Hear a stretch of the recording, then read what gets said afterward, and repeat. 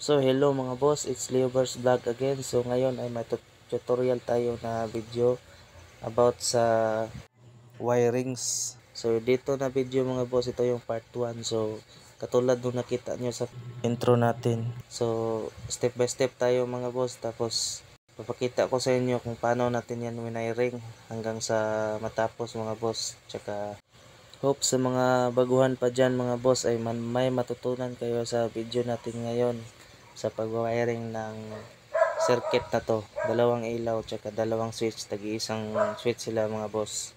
So intro muna tayo mga boss.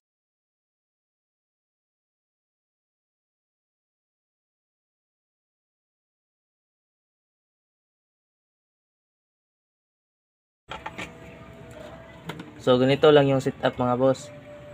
Bale nilagyan ko na ng dalawang wire tong ating receptacle.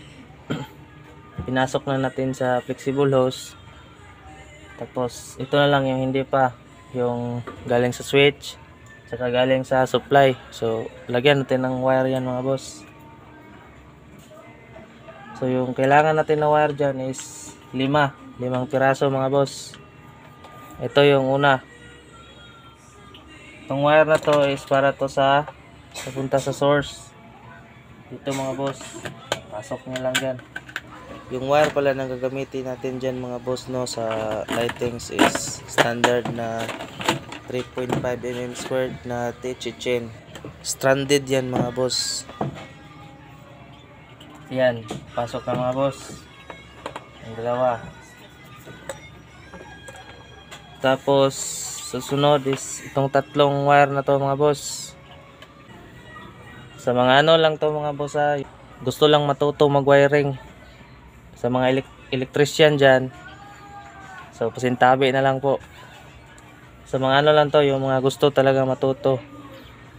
Yung sa mga curious ba, yung takot sa kurente, takot sa ganitong trabaho, panigurado mga boss, pag natuto na kayo ng wiring mga boss at nasundan nyo tong tutorial natin na to, is hindi na kayo matatakot mag-wiring at hawak ng mga ganyan, kasi alam nyo na kung ano yung takbo ng current mga boss. Tapos alam nyo na kung saan yung walang kurente tsaka merong kurente dyan. So sundan nyo tong tutorial natin mga boss para malaman nyo at tsaka hindi na kayo matakot maghawak ng ganyan mga boss. So balik tayo dito. Bakit tatlo? Kasi yung isa is switch common to. Tapos yung dalawa, ito na yung tawag namin ito switch return. Kaya dalawa dahil tugang yung gamitin natin, dalawang ilaw. So pasok na natin.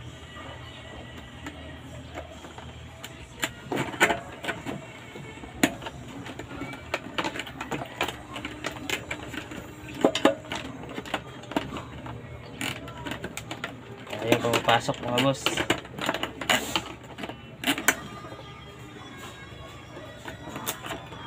Ayun.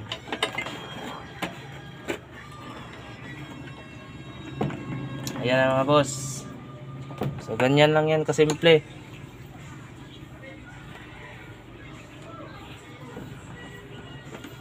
So ngayon mga boss is splicing natin to mga boss para malaman nyo kung ito na mga wire na to is saan tatakbo para hindi kayo malito. So para dito pala mga boss no, sa switch nyo mas maganda kung kasimula nyo pa lang, mas maganda gagamit kayo ng color coding. O yung switch common nyo is iba yung kulay gamitin nyo para hindi kayo malito. Pero para sa amin na sa mga electrician na talaga is yung ginagawa namin is nilalagyan lang namin yan ng tagging katulad nito. Ganyan. Ganyan oh. Yung sa akin naman is talagang tinatanggal ko yung balat niyan. Ganyan oh. Tapos yung dito naman sa dulo, yan. Yan yung palatandaan ko na switch common yan siya. Yan. Yun lang. Tapos yung dalawa, di bali nang hindi nyo lagyan ng palatandaan kasi maghihiwalay lang naman yan. Maghihiwalay dyan sa dalawa. So ngayon is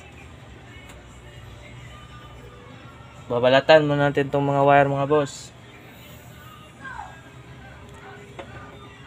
So mag-ingat lang kayo sa pagbalat, lalo na kung cutter yung ginagamit nyo. So anong mga matatalim na bagay mga boss. Yung sa akin kasi kutsilyo lang yung gagamitin ko, kasi yung electrician knife ko is naiwan ko dun sa budiga ko, dun sa tinatrabahuan ko, kaya ito lang muna yung gagamitin ko. So be careful lang nito mga boss, kasi baka masugatan kayo.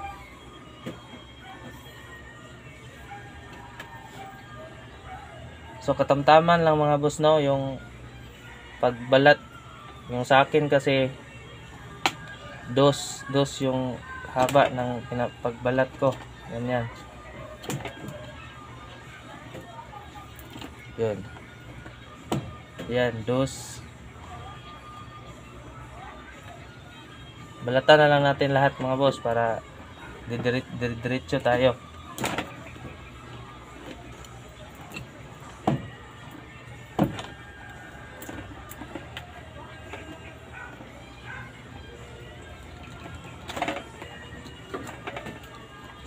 So shout out pala sa mga electrician dyan.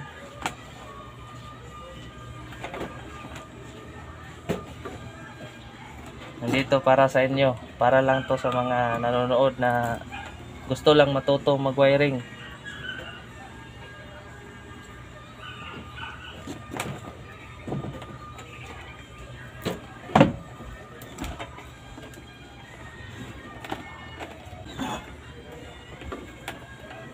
Pagkabisado mo na to mga boss, madali lang to balatan.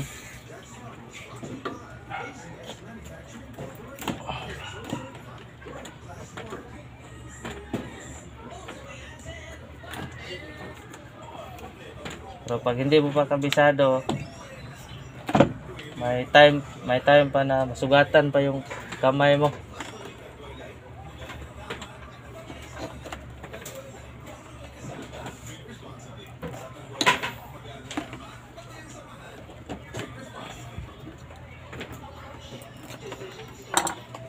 So ayun na mga boss, nabalatan na natin lahat.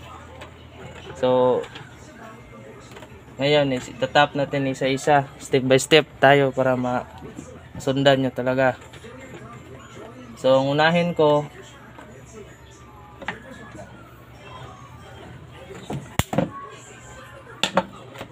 so ngayon mga boss, ang unahin ko is ang line 2. Line 2 muna tayo.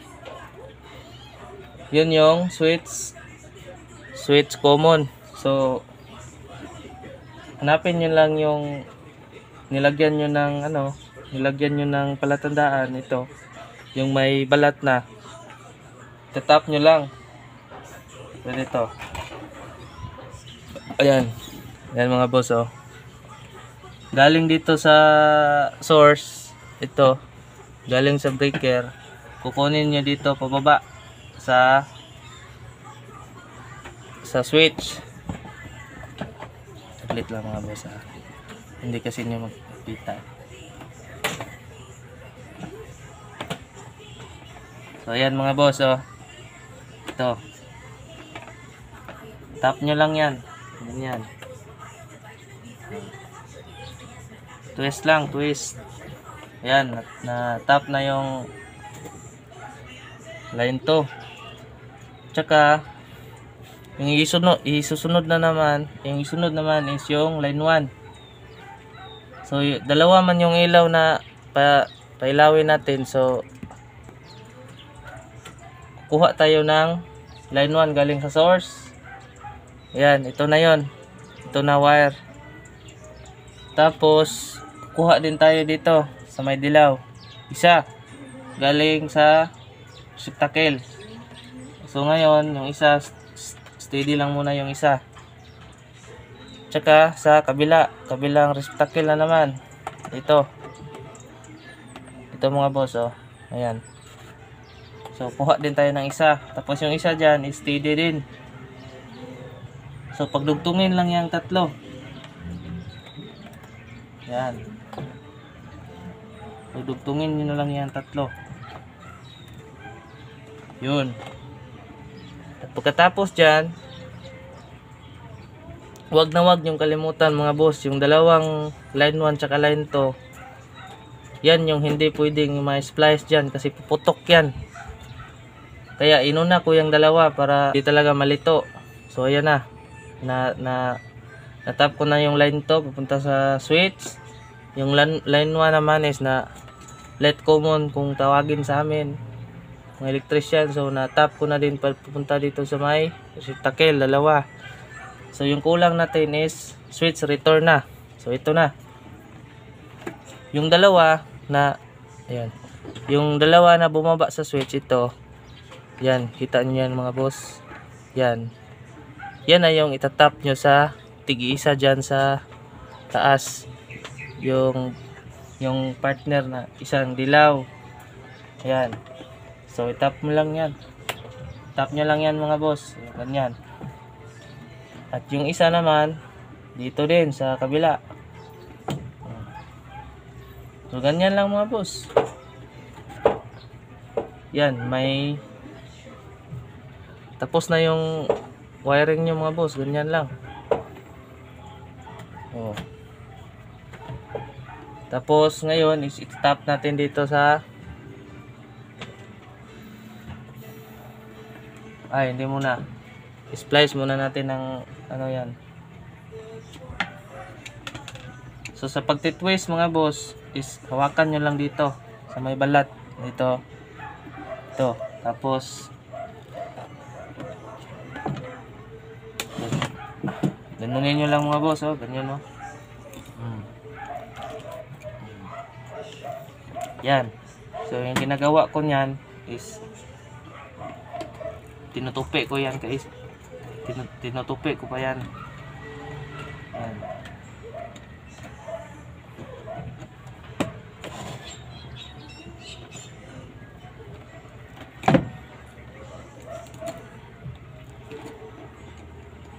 Yan. Higpitan nyo ng mabuti yung wire mga boss ha. Pag twist na nyo kasi para walang loose contact mga boss. So yan na. Okay. Tapos i-explain ko ulit mamaya kung para talagang makuha nyo.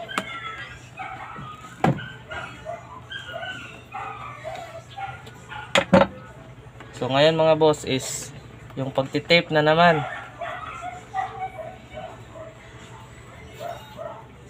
Tuturo ko din sa inyo kung paano yung saktong pag-tape kasi yung iba kasi usually sa mga nagiging helper ko ganito yung ginagawa nila. Ganito lang mga boss, oh. Tingnan yung mga boss, ah. Ganito lang, oh. Ganyan, oh. Ganyan. Tapos balik na naman. Ganyan. Which is hindi yan tama mga boss. Hindi ganyan yung pag-tape. So yung gagawin nyo, yung tama na pag-tape is tatlong balik yan, tatlo. So ganito. Isa, tupiin, dalawa, tupiin, pangatlo, tupiin ulit.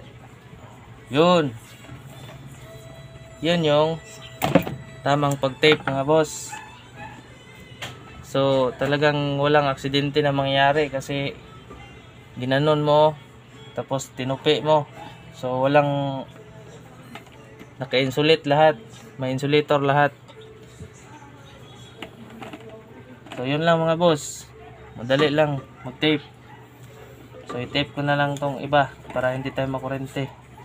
So liitan lang natin kasi demo lang naman to. Pero pag kayo na mag-wire mga boss, tatlong balik talaga mga boss para iwas na makurente mga boss.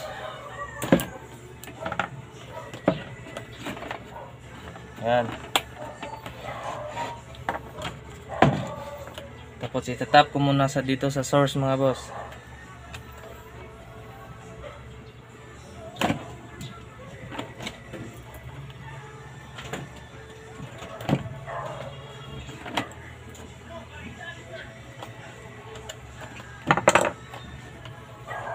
Okay.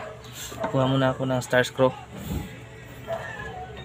Ay, flat screw.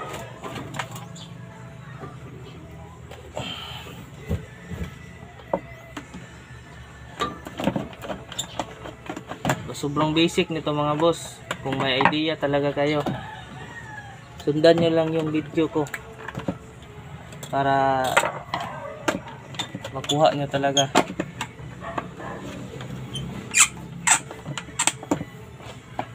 So yun na mga boss, no? Natap ko na yung line 1. Yun, line 1. Tsaka itong line 2 natin, tatap na din.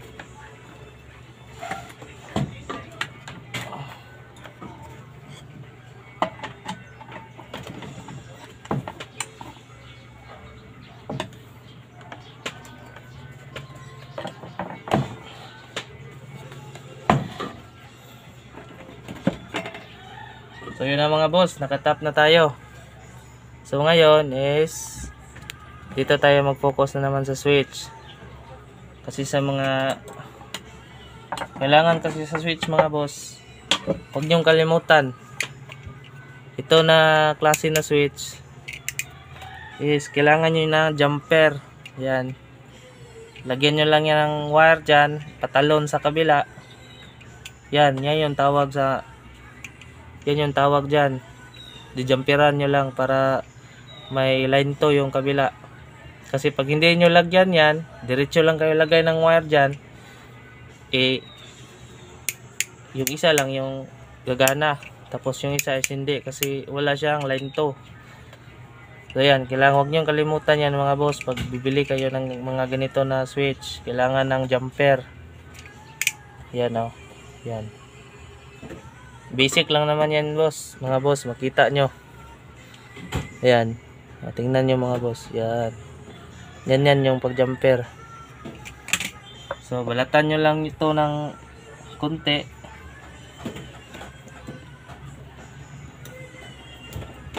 Tapos yung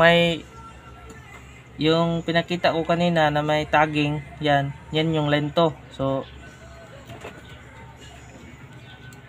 itong line to mga boss is dito natin to ilagay sa may jumper natin. Kita nyo yan.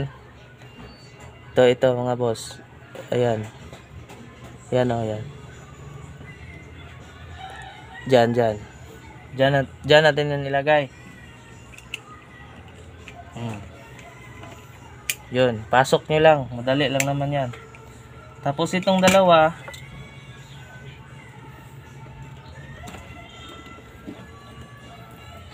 magkabilaan na yan mga boss. Isa dito. Yan. Tsaka isa dito sa kabila. Yun. So yun na mga boss. Tapos na. So ganun lang kasimple. Yan. So mamaya is pailawin natin to. So explain ko muna mga boss yung takbo ng kuryente dyan para talagang maintindihan nyo. So ganito to mga boss ha. So dito yung isang linya natin mga boss is pumunta dito sa yung line 1 natin, pumunta dito sa hilaw. Yan yung tatlo na yan, tig-isa sila niyan mga boss. Itong line 1 yan o. Yan 1. Line 1 to mga boss. Ito yung light common kung tawagin sa amin mga electrician. So yan, pumunta yung isa doon sa papuntang ilaw, tapos yung isa na naman papunta din sa isang ilaw. So yan. So may line 1 na yan. So naka-live na yung dalawa. Kumbaga Tapos yung isa naman mga boss, pababa din yan. Ito yun mga boss. Yan. Ito na wire mga boss is baba din yan. Yung line to, papunta din yan sa switch. Ito. Yan o. Yan. Ito na yan mga boss oh. Yung nakadumaan doon sa may jumper. Para tatalon yan papunta dito sa pangalawang switch. So pagbalik ng switch, pag on mo ng switch, pak, ganyan. Pag on mo ng switch, pak. So automatic yung line to is tatakbo na papunta doon sa ilaw. So may line 1 na yan, so iilaw na yan siya. Tapos kabila din, pag on mo din ng ganyan, pak, oh, tatakbo na naman yung kurente papunta dito sa ilaw. Bulb 1. So yan na. Ganun lang kasimple mga boss. Sundan nyo lang yung pag-wiring ko kanina para makuha nyo. Sobrang dali lang mga boss. Basic lang to na wiring mga boss. So gagawin natin ngayon is pailawin natin to para makita nyo talaga. Saksak ko muna to mga boss ha. May ginawa na kasi ako dito na wire. Ayan o. Ayan. Diretso na lang to, saksak. Kasi pang tutorial ko talaga to.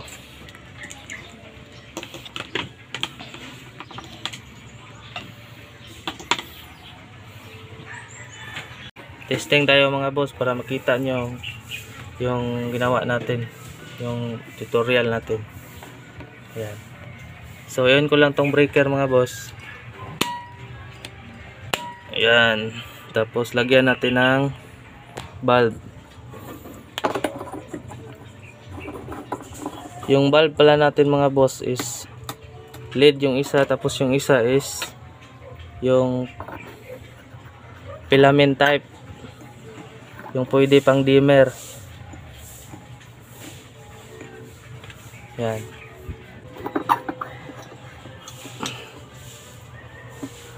Yan na mga boss. So i-on ko mga boss ha.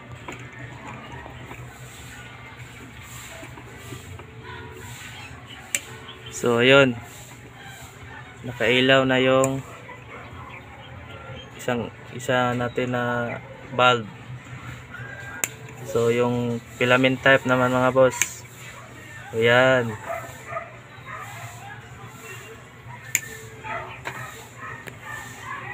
So ganun lang kasimple mga boss. May dalawang switch na kayo, may dalawang ilaw, tsaka nakadaanan ng switch.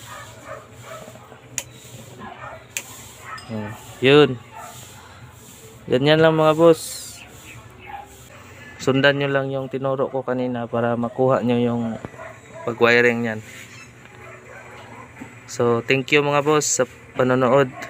Tsaka don't forget to like, share, and subscribe.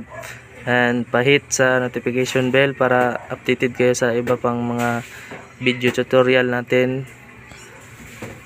tungkol sa mga ilaw.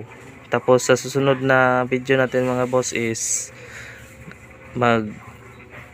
magdi-demo din ako kung paano mag-wiring ng 3-way switch.